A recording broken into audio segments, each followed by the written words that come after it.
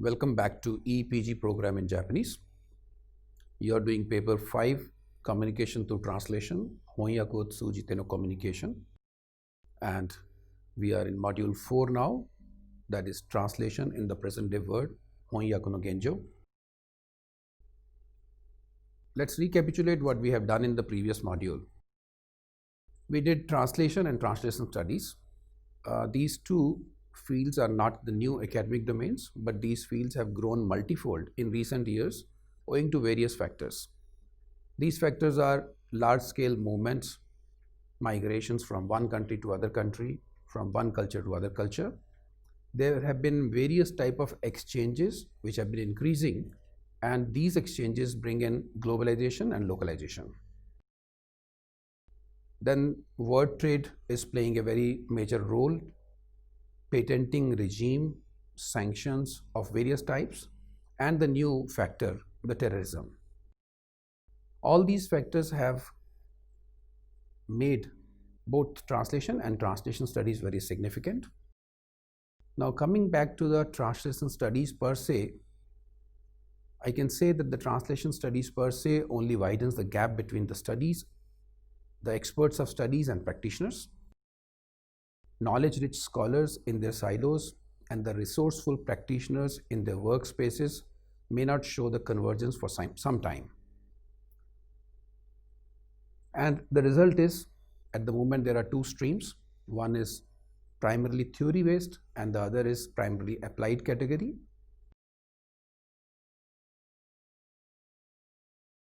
The way forward with regard to translation and translation studies. Translation and the translation study are triggered by the needs which are actually market generated. Even in the case of literature, sometimes author or the translators or a commoner feels like translating a particular piece of literature, but mostly even the literature demands come through the publishers and it's market driven. Part of these needs, I believe, will be met through machine aids also. Selective use of common languages for certain objectives will rationalize the needs. Selective use of common languages mean that English, Spanish have been common languages for quite some time of various regions in the world. But when two countries or two people of different cultures, they want to talk to each other, sometimes they come to an understanding that a particular language would be the common languages will be a common language between the two. And even when the needs are rationalized, the demand will come down. Remaining needs will still be human dependent, and these needs are increasing and I believe will increase in time to come also. Now, both quality and quantity have been a question in the case of translation.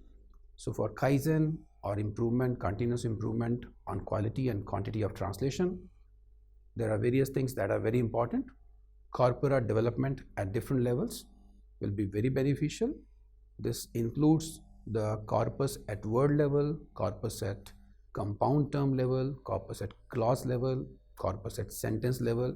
And if you look at the machine translations that are available now on internet, they are in fact beyond sentence level and sometimes even multiple sentence levels. However, one factor remains lacking, that is the sharing of the resources. Therefore, the mechanisms of sharing these resources from the stage of development itself are desirable. Okay, let's start the module 4 now. Let me start with the introduction.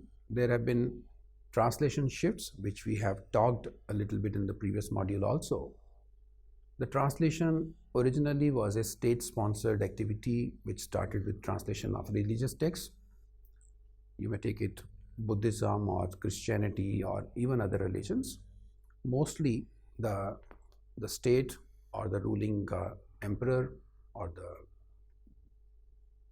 ruling areas, they sponsored it in one form or the other. From religion, the shift was towards literature, and the literature was primarily done by the academia.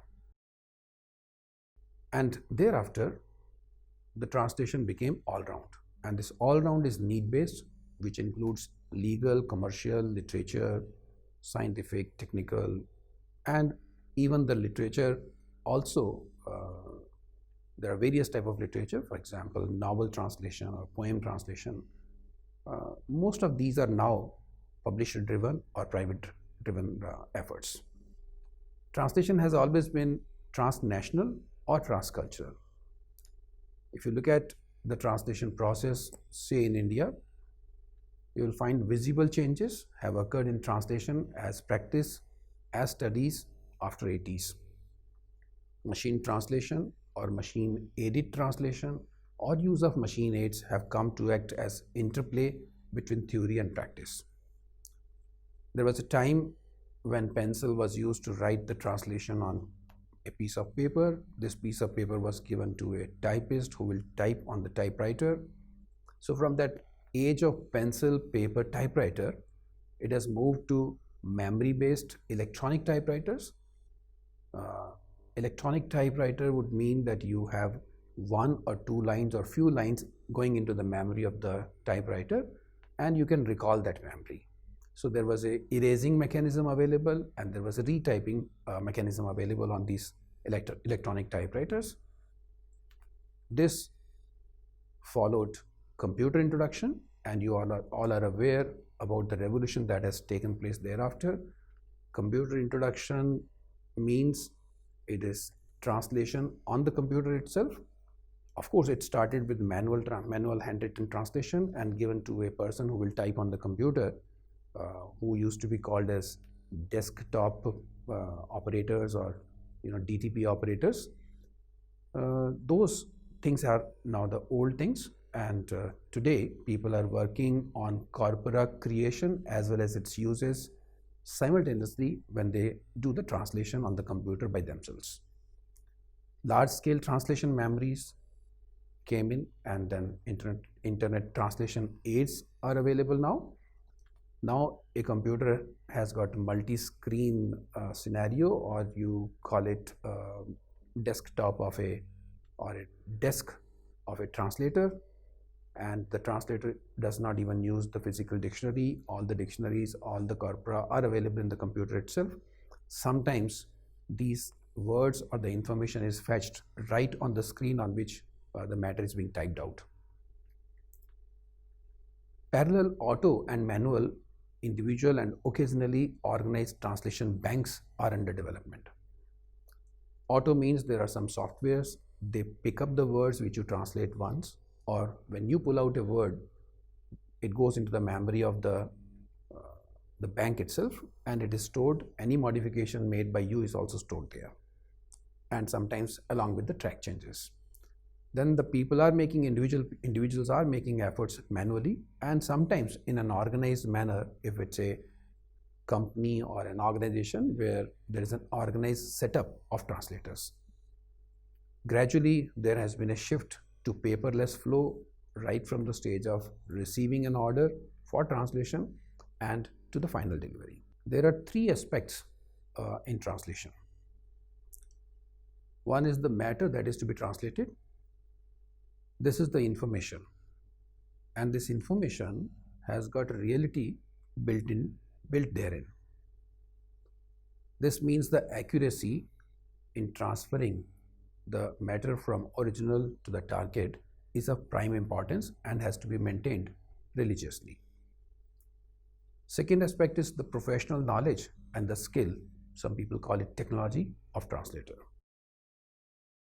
A translator has got some facts, some ideas, corpora, some techniques which he has evolved or he or she has learnt, and then he deploys certain tools to translate. Translator graduates in delivery in the order of accuracy, readability, and style.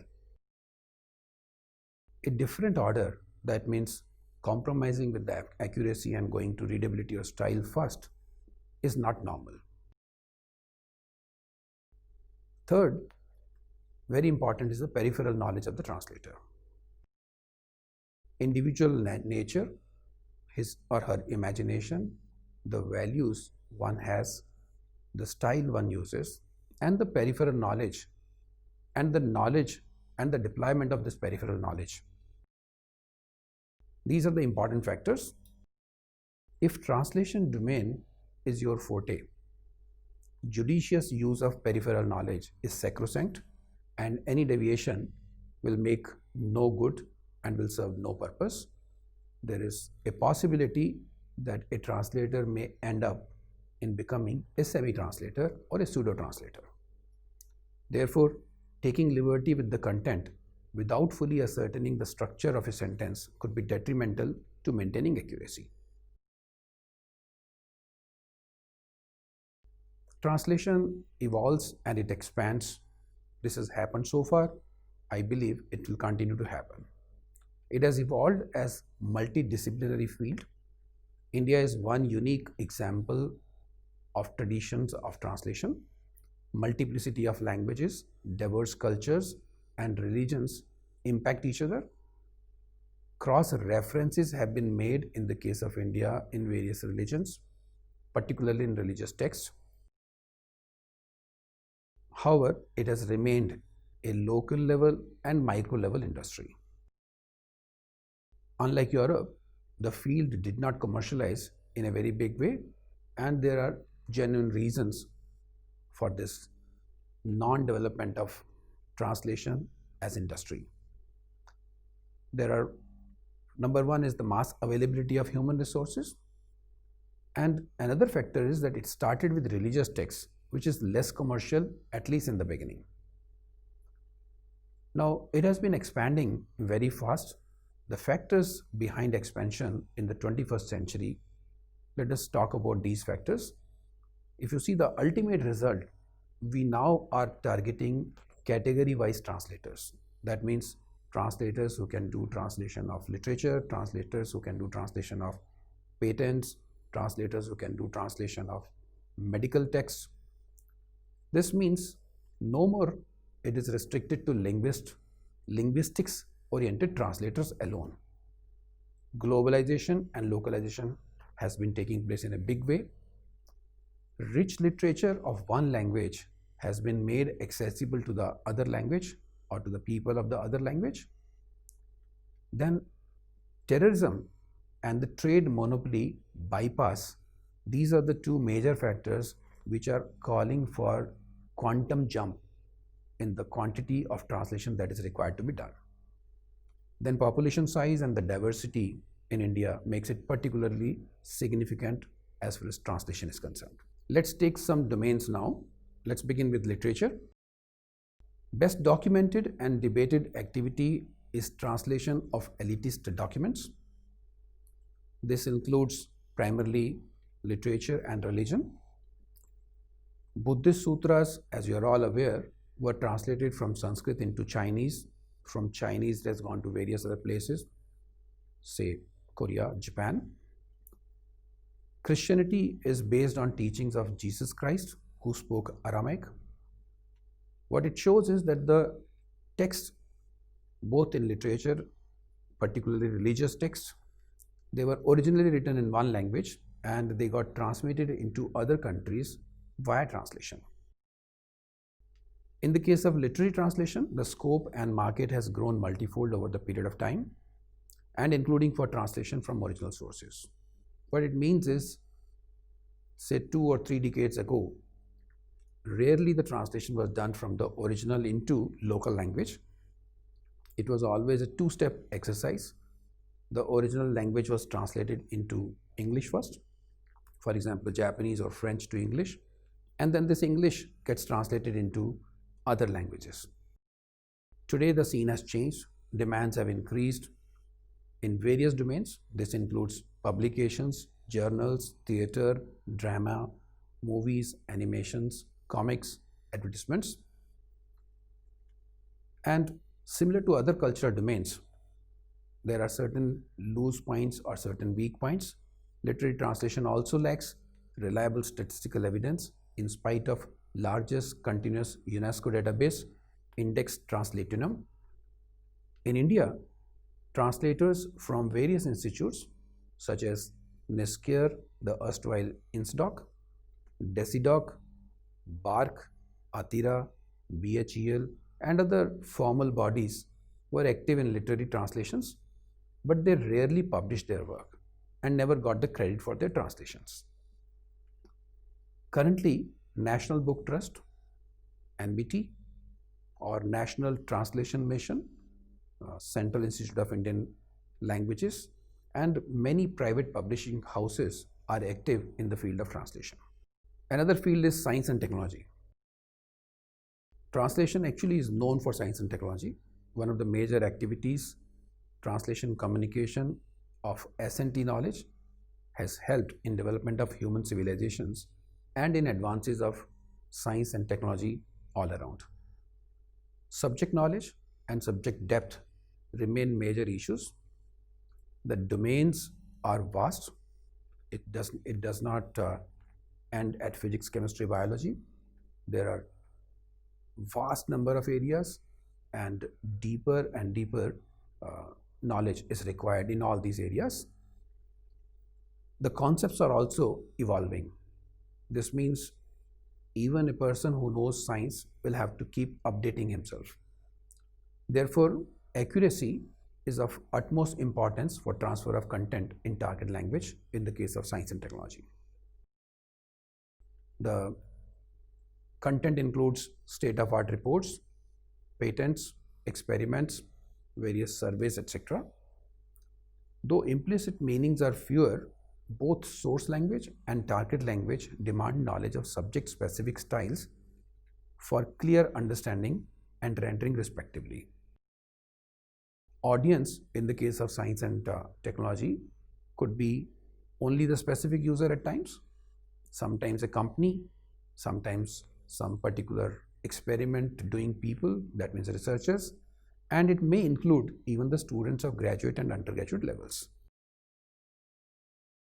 There is no doubt that the quantity of work available in the field of science and technology is enormous. Machine translation has come to play a big role because scientists are now using machine translation at least to find out whether the text which they want to get translated is relevant for them or not. Then corpora and data banks creation will continue and evolve also. At the moment, it is a weak sector, particularly in India. Let's go to the next domain, that is the legal. As the word grows, word starts interacting, differences also grow, and there comes the legal needs. Need for competent legal translators is greater than ever now. Market has driven lawyers taking over from linguist translators, from proofreading to rewriting to profession shift in 1990s, which I believe is a healthy trend in a way. What it exactly means is that initially when a translator does translation, it does not serve the purpose of the user. So he puts some junior or somebody to proofread the document. He sits with the translator, checks the original content and rewrite or proofreads the content. Gradually, some people found that they can probably serve better if they themselves do the translation. So this shift took place in 1990s, but linguist translators remain the mainstream still. Lawyers translators have a different perspective. They try to do some interpretation on their own. In the case of legal translations, the general theory gets applied, but general theory may not always hold good because accuracy demand is 100%. Style is different. Different means it is different than what style can be used in literature or science and technology. And another big factor is that the translation in the case of legal is considered or is deemed as original. Now, different from literature, there is no scope of interpretation extension. Some interpretation is required because no two concepts or no two ways of expressing a particular content in two different languages could be exactly same. So interpretation is definitely required, but interpretation extension is not allowed in the case of legal translations. Translation of legislation, treaties, conventions, judicial decisions, contracts, command authority only when these documents get approved and authenticated. General theory, as I said a while ago, is applicable. Within this general theory, legal translation theory, that is receiver oriented, is more applicable. However, there has been a call for establishing a new theoretical framework that is practice oriented through a subset of, though it will be a subset of general theory. Even in the international politics, if you see the documents that are signed, these are the treaties or these could be agreements. Originally, lingua franca, Latin, was used as common language till the Middle Ages in Europe. Then English and Spanish came to play a major role at international levels. And today, there are many more languages, and two parties who are signing normally decide at the time of agreement which language they would like to use as common language. Let's go to medicine and the trade. All those who have done translation will agree that medicine enjoys a special status. Reason is that it deals with human beings, it deals with their life and body. Therefore, it is one of the oldest fields of translation. There are positives and negatives. Positive, homogeneous ubiquity of the human body and vulnerable history. Negatives, the risk is huge and no compromise can be made. Many a times, to a non-medical person, the language appears to be Latin. There's an element of fascination because of these reasons, and sometimes because the incentives are also better. As far as the quantum of work is concerned, the quantity is huge. Medico-legal part makes it more complicated, which includes compliance. What it means is that you should have the knowledge of the medical terms, the subject, and also the compliance, that means legal matters. Going to trade, which includes the word trade, it can be very easily said that there's a huge network, vast network today. Even the countries who do not have very good relations, they have trade relations. That means minor or major, all the languages are covered when the trade is done between various nations. Usual requirements to counter one of the trade barriers, that is the language. That means translation is required. Then sometimes market research, adaptation, localization, import, export, and investment also needs huge translation. If one wants to utilize the incentives that are available in a particular area or in a particular country, then also translation is required, and compliance will call for translation. Organized and rational translation support required for HR and other managements also. Therefore, the quantity is huge. Language barriers or insufficiencies are usually the root cause of problems, and these need to be removed. The way forward. Let's see at the way forward. There are two dominating factors of recent times. One is the changing dynamics of the international scenarios. Till a while ago, it was difficult to imagine that Japan and Russia will sit together and try to resolve their issues. It's happening today. US and China dynamics will change with the change in the regimes and with the change in the geopolitics. Russia approaching Taliban has its again consequences of its own, of different types. These are the changing dynamics of international scenarios, and the nations which had got not much to do with certain other nations will now think of interacting with them, getting access to their documents so that they remain prepared. Terrorism is another big area. There are tacit moves made by the IS, and a single move by the IS in Europe will have its impact felt in Asia and other parts of the world. This means more and more exchanges in terms of document information are required. News gathering and typing of conversation in general, then breaking into terror networks. Once a terrorist is caught or an informer is caught, then questioning, then documentation with regard to these people, for example, filing of first information report or deporting documents, etc. They all require translation in a big way.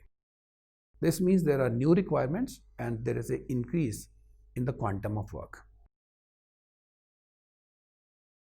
Machine translation has been talked a lot in last few decades.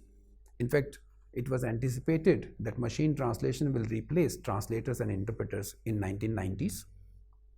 The developments have certainly been remarkable.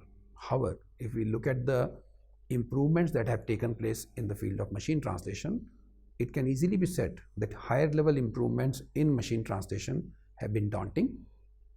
Rather, it is limited to reuse of elements, clauses or sentences in true sense. Human intervention and the judgment still play significant role, and for the time being, it is very difficult to sketch social, cultural, skill-related knowledge and background. Therefore, a new term has come up called computer-assisted translation. It's not the machine translation. What it includes is translation memories, terminology management systems, and the so-called machine translation. This machine translation means that it delivers some translation which needs to be proofread by a person who knows the original as well as the target language. And machine translation is used depending on the type of text, possibility of reuse of previous translations, target text requirement, target text quality requirement, consistency in use of terms by one client, and at times translators work as part of teams of the client. At the end, let's see what are the driving forces. Number one, the economy part of the information and international compulsions. These are the two factors which have been driving the increase in the translation needs. Better understanding of needs and culture paves way towards customer satisfaction, which in turn improves trade and other exchanges. Automation has been taking place, but automation and development of resource persons will go in parallel for some time to come without any doubt. Most important factor, the accuracy and efficiency will be the key factors. With regard to the trends in India, it can be said that the direction is right. Some of the examples of implementations that have been made in India are remarkable. At national level, there is National Translation Mission. It has got the potential to boost the activity to further link the multilingual pluralism and cultural diversity. Then there are efforts made at institute levels. For example, ongoing translation training program at NISCARE. It's practical theory and its practice.